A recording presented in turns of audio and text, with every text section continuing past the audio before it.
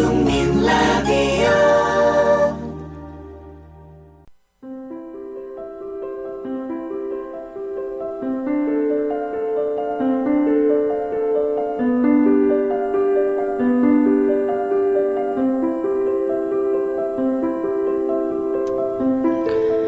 손과 벗이 구름같이 모여 마음껏 마시고 질탕이 노는 것은 즐거운 일이로되 이윽고 시간이 다해 촛불이 가물거리며 향로의 연기가 사라지고 차도 식고 나면 즐거움이 도리어 흐느낌을 자아내어 사람을 쓸쓸하게 만든다. 천하의 일이 모두 이와 같은데 사람들은 어찌하여 빨리 머리를 돌리지 않느뇨.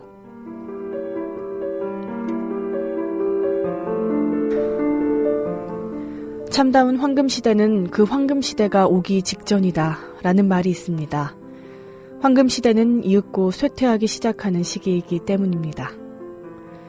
꽃이 활짝 피면 시들고 달도 차면 기울듯이 모이면 마침내 흩어지고 흥이 다하면 반드시 슬픔이 옵니다.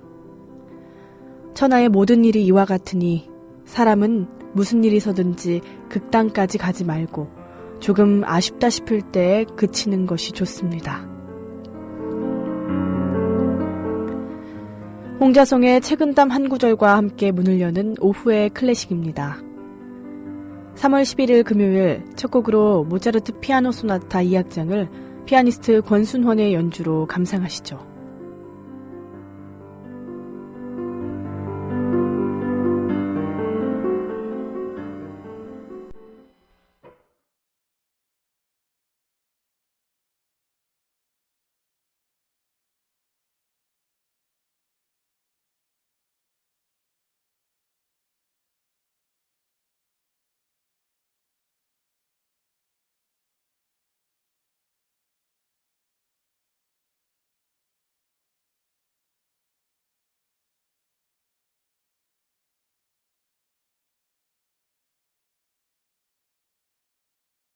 여러분 안녕하세요. 오후의 클래식 김일아입니다. 첫 곡으로 모차르트 피아노 소나타 K545 2악장을 피아니스트 권순헌의 연주로 감상하셨습니다. 이 곡은 영화 호로비츠를 위하여 삽입곡이기도 하죠. 호로비츠같이 위대한 피아니스트가 되고 싶었지만 부족한 재능 탓에 변두리 피아노 학원 선생을 하고 있는 지수. 그리고 학원으로 이사 오던 날 메트로놈을 훔쳐 달아나는 이상한 아이 경민을 만나게 되죠. 그러던 어느 날 우연히 경민이가 절대 음감을 가진 천재 소년이라는 것을 알고 눈이 번쩍 뜨이게 됩니다. 지수는 경민이를 유명한 콩쿠르에 입상시켜 유능한 선생님으로 명성을 떨치고자 열심히 훈련에 매진합니다. 마침내 콩쿠르 날을 맞이하는데요. 따라올 자 없는 경민이의 실력에 지수는 한껏 의기양양합니다. 그러나 무대에선 경민이는 어쩐 일인지 꼼짝도 하지 않죠.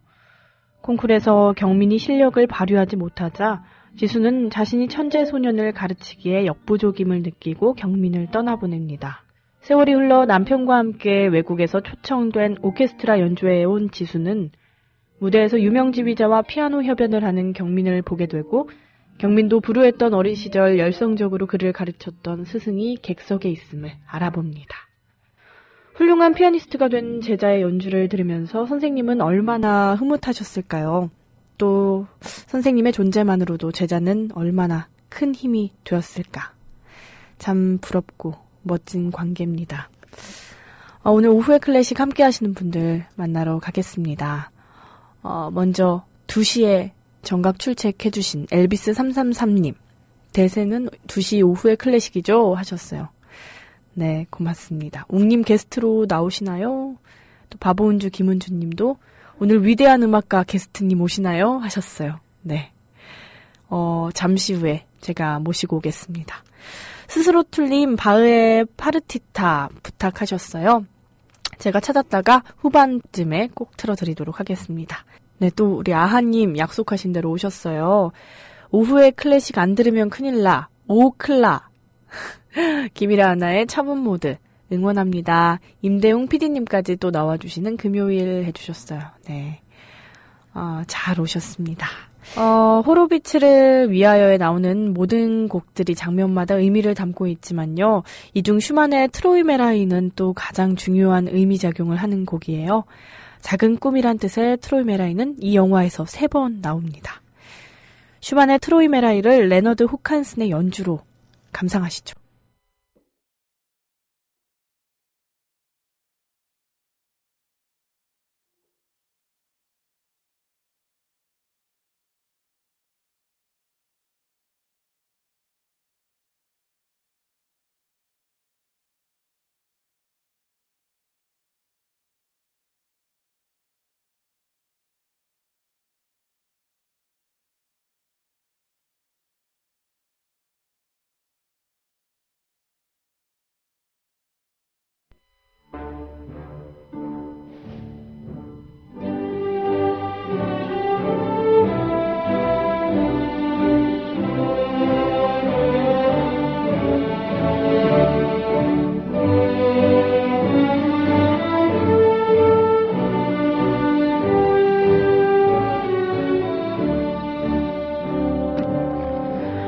오후의 클래식 금요일의 코너 재즈 퐁퐁.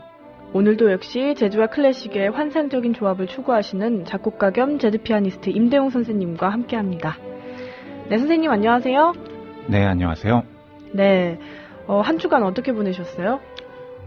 날씨가 지난주에는 봄 날씨였다가 또 꽃샘추위가 봄을 시샘하는 것 같아요. 아, 네. 네, 그래가지고 한동안 추웠는데 아주 추위에 덜덜 떨면서 네, 이렇게 몸 관리 잘 하고 있습니다. 네, 지금도 좀 떠시는 것 같은데요? 네, 지금도 많이 떨리고요. 오늘 내일부터는 날씨가 좀 풀린다고 해요. 네. 다행히 주말에 날씨가 풀리니까 봄 기운 완연하게 많이 느끼시기 바랍니다. 네, 고맙습니다. 오늘은 또 어떤 주제로 이야기 나눌까요? 지난주에는 어떤 이야기 했었죠? 네, 조지 거신 이야기를 했죠. 지난주에 2주에 걸쳐서 조지 거신 이야기를 했죠. 네. 오늘은 클래식 작곡가를 소개한다기보다는 네. 영화 하나를 소개시켜 드리려고 해요. 영화요? 네. 그리고 그 영화에서 나오는 위대한 클래식 음악들을 들어보는 시간을 가져볼 거예요. 네. 어떤 영화 소개해 주실 거죠? 네. 제가 요즘에 생각이 많아요. 어떤 생각이 많으세요? 인공지능에 대한 생각이 많습니다. 수많은 그 SF 영화에서 표현되었던 인공지능. 네. 인공지능 혹시 생각해 본 적 있으세요?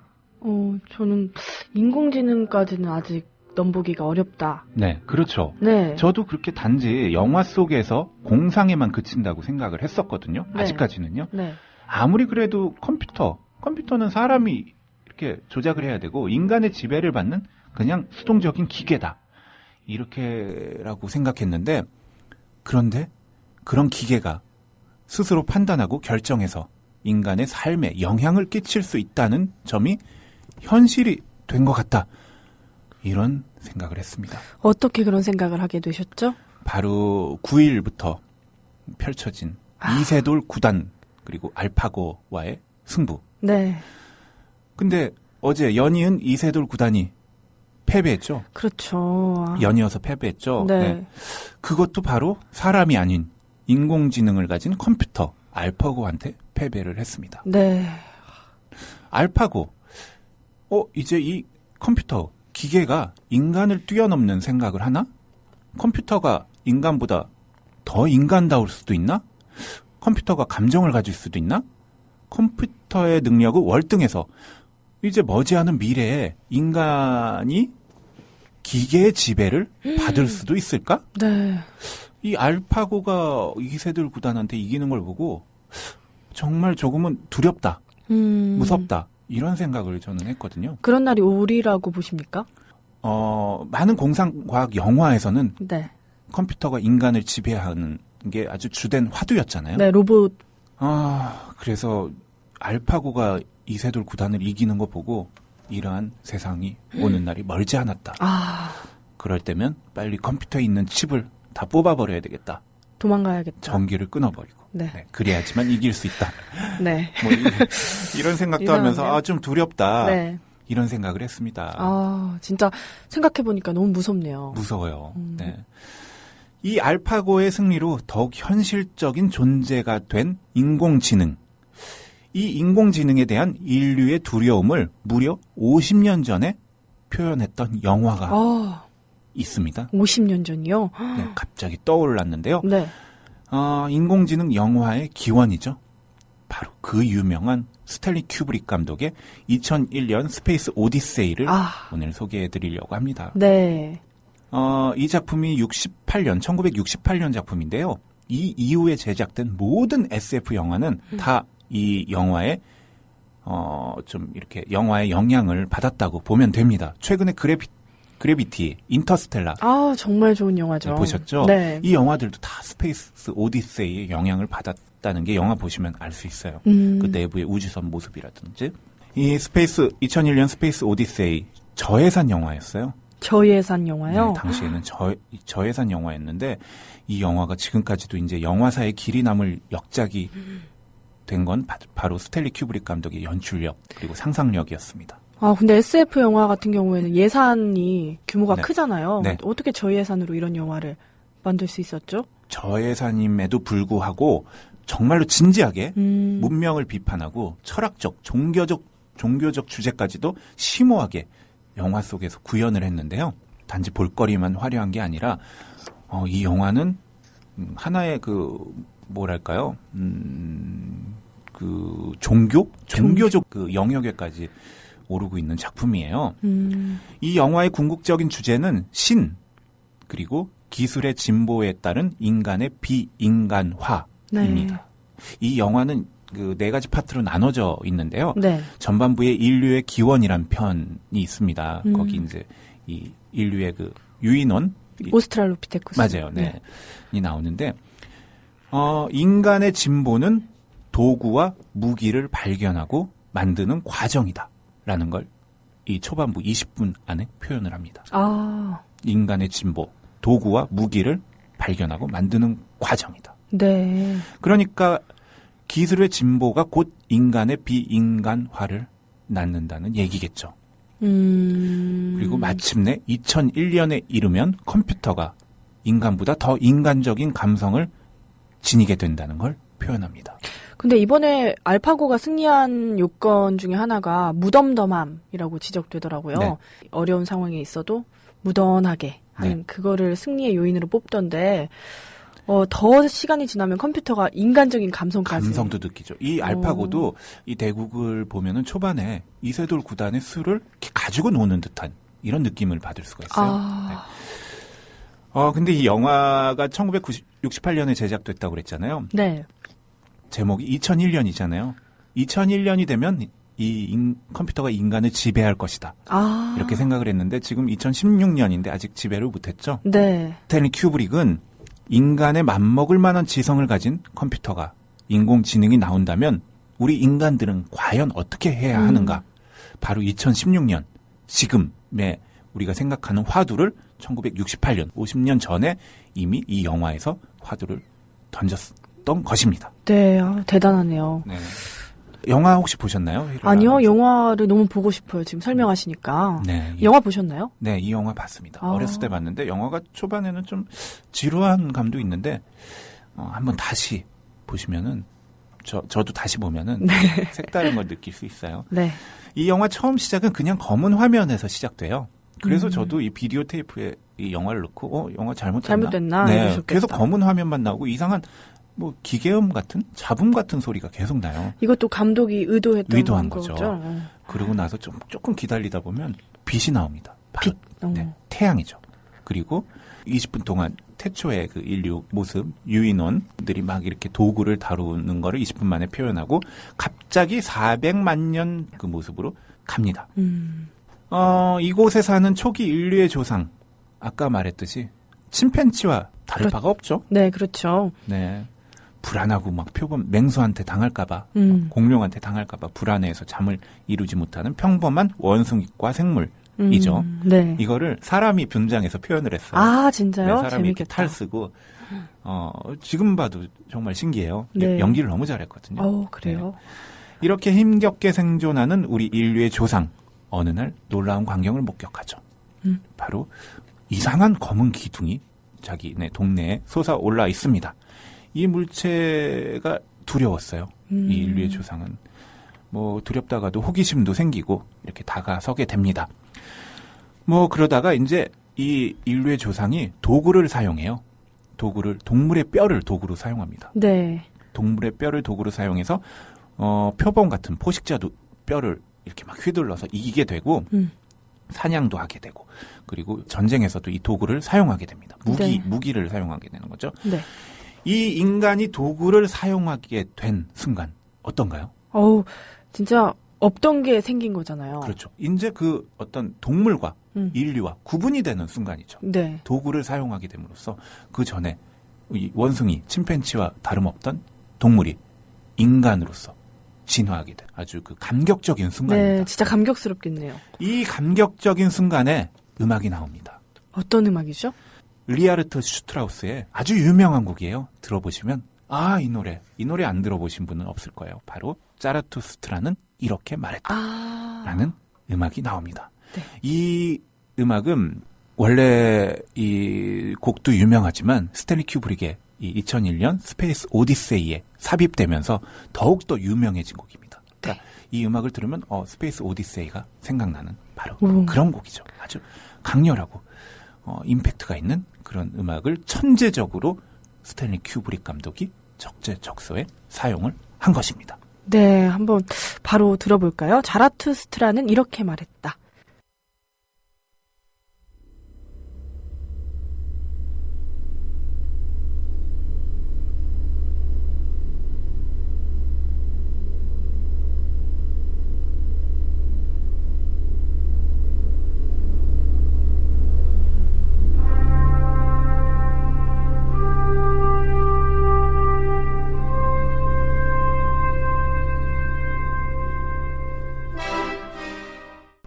와, 강렬하네요. 리하르트 슈트라우스.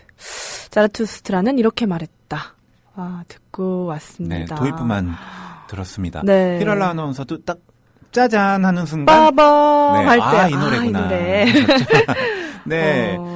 독일의 작곡가죠. 네. 리하르트 슈트라우스의 대표적인 교양시 곡입니다. 네. 작곡가 리하르트 슈트라우스 바로 표제음악, 교양시 그리고 오페라 그 후기 낭만주의에 활동했던 위대한 작곡가입니다. 네, 그래요. 여기 우리 로니님 잘 청취하고 계시고요. 아하님께서 The Great Musician이라고 임대웅 씨. 감사합니다. 네, 그렇게 말씀해 주셨고요. 알파고가 아무리 진보해도 히라하나님의 흥은 못 이길 듯하다고. 어떻게 생각하세요? 그런 날이 오면 거의 인류 멸망이 나죠. 너무하신 거 아니에요? 네, 아무튼 영화도 접하고 클래식도 듣고 너무 좋다고 위대한 음악가 맞다고 칭찬해 주셨어요. 엘비스 333님이 컴퓨터가 인간의 감성을 가지는 순간 인간에게 바둑을 집니다. 이렇게 올려주셨어요. 어떻게 생각하세요? 컴퓨터를 얕보면 안 됩니다. 네. 컴퓨터 대표자님 나오셨습니다. 네. 컴퓨터가 무서워요. 네. 이 과학 문명의 발달, 커뮤니케이션의 발달과 함께했죠. 네. 생각해 보세요. 불과 한 30년 전, 20년 전만 해도 공중전화, 20년 전만 해도 공중전화 카드 항상 이게 떨어지면 또 다시 사고. 그전에는 동전 넣고 했었고, 맞아. 공중전화 했었고, 시티폰. 시티폰이 뭐죠? 네, 시티폰이 공중전화 옆에서 통화하는 이 휴대폰이에요. 그런 것도 있었어요? 공중전화 한 100m 안에서 통화할 수가 있는 시티폰, 그리고 우와. PCS, 그리고 이 핸드폰, 요즘은 또 스마트폰까지 네. 이렇게 발달하게 됐잖아요. 네. 그리고 그 커뮤니케이션의 이런 그 수단들도 계속 발달했죠. 도구들도 발달하고. 요즘엔 뭐 싸이월드 뭐 한참 유행하다가 요즘은 페이스북으로 다 소통을 하잖아요. 그렇죠. 네, 그리고 이 메신저로 소통을 하고. 네. 커뮤니케이션 기술이 발달할수록 인간이 주체인데 인간은 간접적이 된다고 느끼지 않아요? 네, 기계. 인간이 오히려 도구가 되는 것 같은 느낌?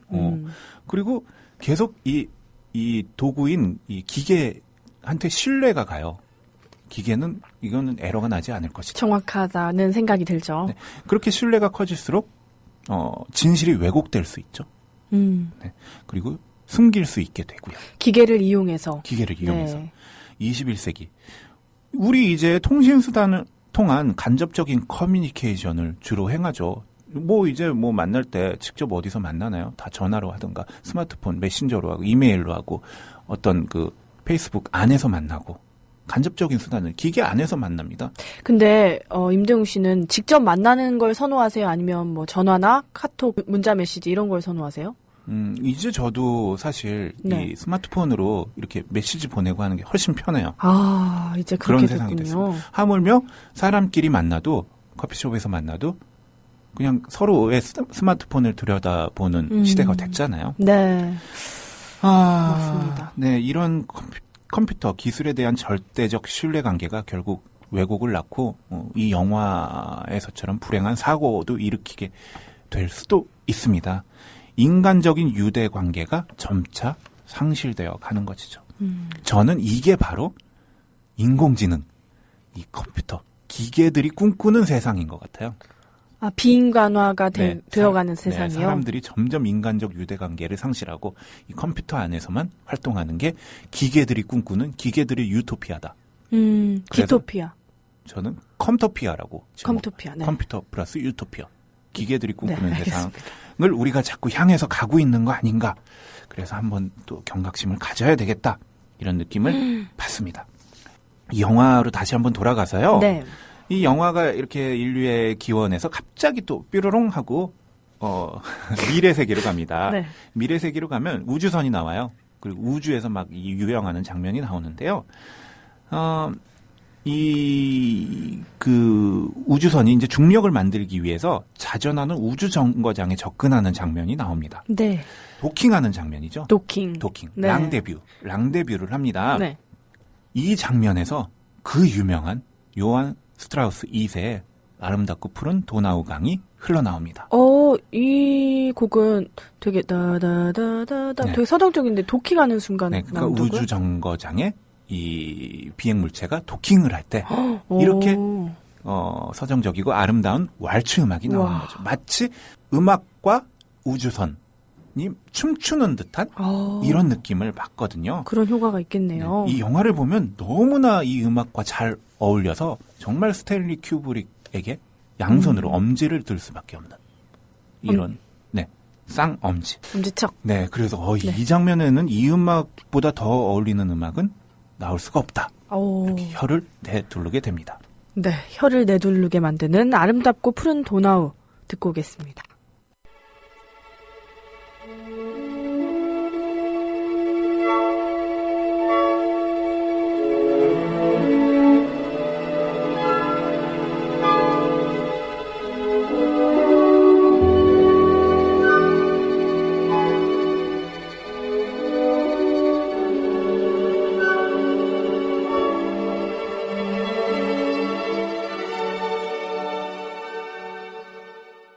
네, 아름답고 푸른 도나우 듣고 오셨습니다.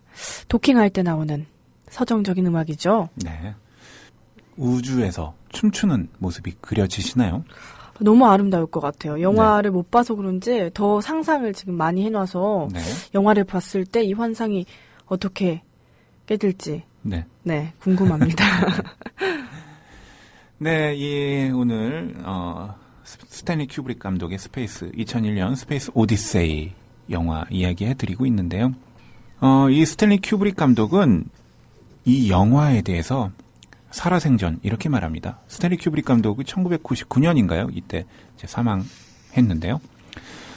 이 영화에 대해서 본인이 직접 이렇게 말하는데요. 난 이 영화에 대해서 많은 말을 하고 싶지 않다. 왜냐하면 그것은 기본적으로 비언어적 경험이기 때문이다. 영화의 절반 이상은 대사가 없다. 이 영화 보시면 대사가 별로 없어요. 네, 주로 이렇게 화면과 소리, 음악으로만 표현을 한 게 많거든요. 네. 계속 읽어보겠습니다. 네. 이 영화는 지성보다는 감성과 무의식의 더 많은 커뮤니케이션을 시도한다. 나는 사람들이 제 눈으로 본 것에 주의를 기울이지 않는데 본질적인 문제가 분명히 있다고 생각한다. 관객들은 듣지만 이 영화에 들어서는 많은 것을 얻지 못한다. 자기 자신의 눈을 믿지 못하는 사람들은 이 영화를 감상할 수 없다. 이 영화에 대해 이렇게 말합니다. 그러니까 눈으로 본 것을 믿어라. 네. 내가 지금 펼쳐놓은 이 우주의 세계를 믿어라. 네. 이런 이야기인가요? 그러니까 자기 자신의 눈으로 본 것을 믿어라. 와. 그러니까 어디서 말해주는 거나 뭐 언론에서 말해주는 거나 뭐 무슨 뭐 이렇게 기계에서 누가 이렇게 전달해 주는 게 아니라 자기 자신의 눈으로 보는 그거를 믿어야지만 진정한 것을 얻을 수 있다. 와, 이거 진짜 철학적인 영화네요. 네.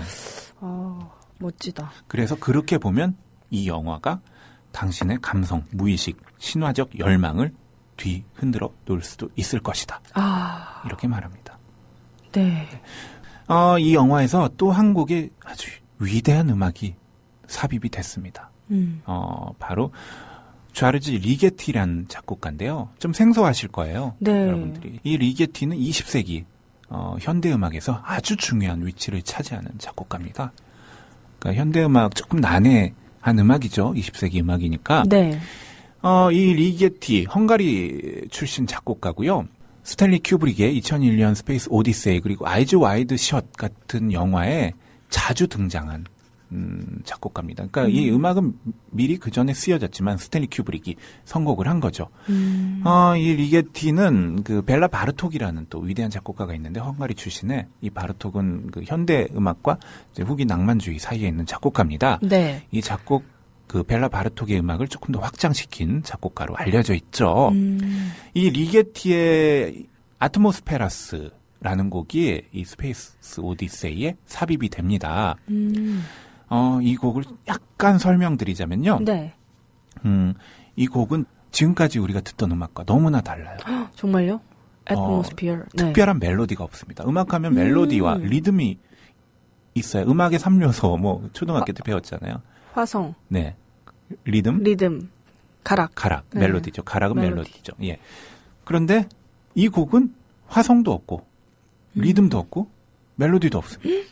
뭐죠? 그런데도 그 20세기의 가장 중요한 음악 중 하나라고. 진짜 손꼽히고 궁금하다. 있는 음악이죠. 네. 그러니까 실험적인 음악이에요, 상당히. 이게 리게티 본인은 마이크로폴리폰이라는 용어를 사용했는데요. 네. 이게 뭐냐면, 어떤 옥타브, 특정한 옥타브를 지정을 해요. 음군을. 그러니까 피아노 밑에 도에서 뭐 한 4옥타브 위에 도까지를 지정을 합니다. 네. 그래서 이 지정한 음을 동시에 쾅 칩니다. 뭐 한 30개면 30개를 네, 다. 손가락 뭐 50개로 치든지 뭐 이렇게 뭐죠? 이렇게 팔꿈치. 팔 이용해가지고. 네, 팔을 쾅. 이용해서 동시에 음을. 그럼 어떤 음이 나오죠? 특정한 음이 안 나오겠죠. 하나의 음군으로 들리겠죠. 네, 군. 음군으로 들리지 그게 이거 무슨 음이야? 도인가 라인가 이렇게 말할 수 없는 그렇죠. 음향이 나옵니다. 이걸 바로 클러스터라고 하는데요. 클러스터. 이 아트모스페라스라는 곡에서는 이거를 오케스트라로 표현합니다. 그러니까 한 60개의 그런 악기들이 이런 클러스터를 계속 형성하는 거죠. 그러니까 음의 군으로 이 소리를 만드는 거예요. 네. 음의 군의 그 소리의 집합이죠. 집합들이 점점 조금씩 변합니다. 아주 미세한 멜로디들이 서로 군들을 이루면은 그게 조금씩 변하면서 이 음색이 차츰차츰 변하면서 그걸 통째로 느꼈을 때 이 음악을 들을 수가 있는데요. 한번 음악을 들어보시는 게 더 좋을 것 같아요. 네, 현대음악 그 연주회 같은 데 가보면 네. 정말 여러 가지를 이용해서 네. 악기 연주를 하더라고요. 네.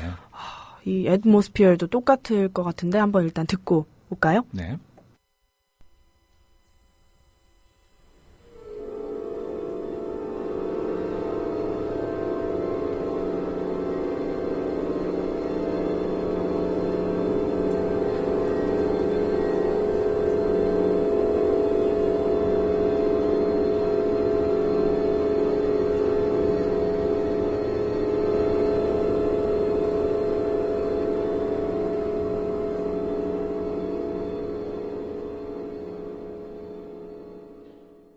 네, 공포영화 한 편 보고 온 것 같네요.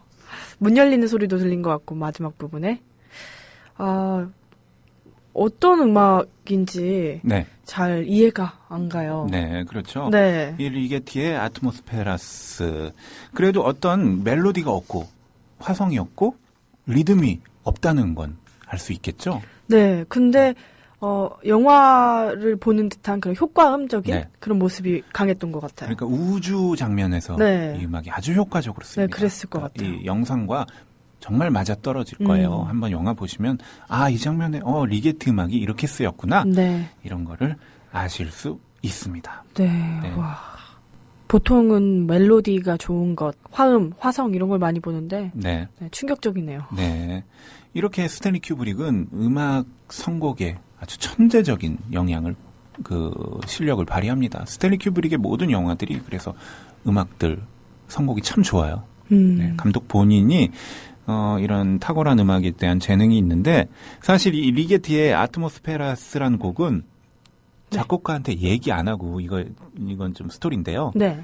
작곡가한테 이야기를 안 하고 그냥 사용을 했대요. 그래서 나중에 이게 좀 무단으로 이 아니 당시 감독님. 네, 1968년에 이런 저작권 문제가 좀 미국이 아직까지는 뭐가 잘 허술했는지 스탠리 큐브릭이 무단으로 사용해가지고 나중에 리게티와에 좀 문제가 있었다는 그런 이야기도 있습니다. 네, 있을만하네요. 네, 요즘 같으면은 아주 조그만 단편 영화라도 음악을 작곡가 허락 없이 무단으로 사용했다가는 정말 큰일 납니다. 소송이 끊이지 않았겠죠. 네, 저작권법이 있어서요.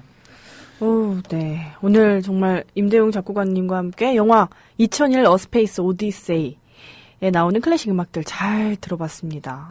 그런데 컴퓨터와 인간이 꼭 서로가 서로를 뛰어넘어야만 할까요? 대결을 해야만 할까요? 같이 살아가는 방법은 없을까요? 근데 수많은 SF 영화들이 네. 결국은 컴퓨터가 인간을 지배하는 이런 구조의 영화들이 많잖아요. 네. 컴퓨터가 자꾸 인간을 이기려고 하죠. 네. 그러면 또 인간은 컴퓨터를 또 이겨먹으려고 하고. 컴퓨터를 폭파시키려고 하고. 네. 그런데 같이 컴퓨터와 공존할 수 있는 거 이건 참 좋은 것 같아요. 그러면 컴퓨터가 할 수 있는 일은 예를 들어서 아주 뜨거운 곳, 사람이 못 가는 곳에는 이제 로봇이 대신하듯이 서로가 할 수 있는 역할들을 맡아서 하면 좋지 않을까. 근데 이게 인공지능을 가진 컴퓨터가 나오면서 이 생각도 할 수 있고 스스로 감정도 표현할 수 있단 말이죠. 그러면 최근에 9일부터 시작된 이세돌과 알파고 경기에서도 컴퓨터가 알파고가 인간을 이겼기 때문에 지금 두렵고 화가 나고 그렇죠. 약간 겁이 나는 거 아닙니까? 네. 공존한다면 컴퓨터가 이긴 것도 인정을 해야 된다. 맞네요. 이제 인간이 지배받는 거 아니야? 아, 그렇구나. 이런 생각이 근데 전 들어요. 그렇기 때문에 컴퓨터를 이렇게 설계할 때 절대 인간을 이길 수 없게 네, 이런 장치를 마련해 놓으면 되지 않을까. 결국에는 알파고와 이세돌 경기 남은 3경기 결과에 따라서 이제 또 달라질 텐데 그 3경기 한번 지켜보도록 하고요. 뛰어넘는지 아니면 또 인간이 반격을 할지 기대가 됩니다. 네, 오늘 또 좋은 영화와 함께 클래식 전해주셔서 고맙습니다. 다음 주에 또 함께 하세요. 네, 주말에 따뜻한 봄이 다시 온다고 합니다. 여러분들 햇살 맞으시고 즐거운 주말 맞으시기 바랍니다. 네, 오늘 말씀 고맙습니다. 감사합니다. 네.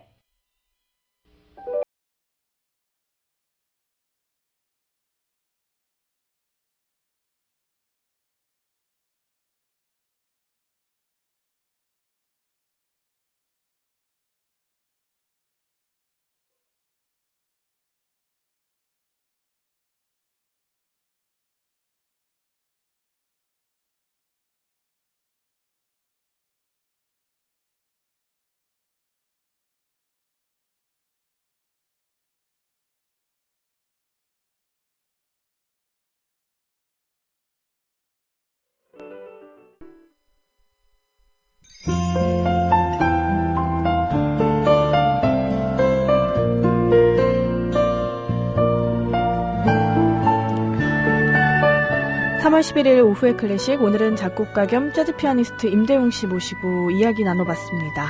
스탠리 큐브릭 감독의 영화 2001 어스페이스 오디세이에 나오는 클래식 음악들 들어봤는데요. 전 특히 마지막에 들었던 리게티의 곡이 가장 기억에 남습니다. 바보운주 김은주님이 위대한 음악가님 불금 되세요 해주셨고요. 상해임시정부 NZ 지부장님 늦은 출근 용서해주세요 하셨어요. 잘 오셨어요. 아님께서 화면과 같이 접하다가 이렇게 음악만 따로 들으니까 좋다고, 이래서 영화 음악 좋아합니다. 이제 거의 다 끝나가네요. 꿀 주말 보내세요 라고 올려주셨습니다. 네, 여러분들도 오늘도 또 내일도 모레도 주말도 예쁜 오후 보내시고요. 지금까지 저는 오후의 클래식의 김이라였습니다.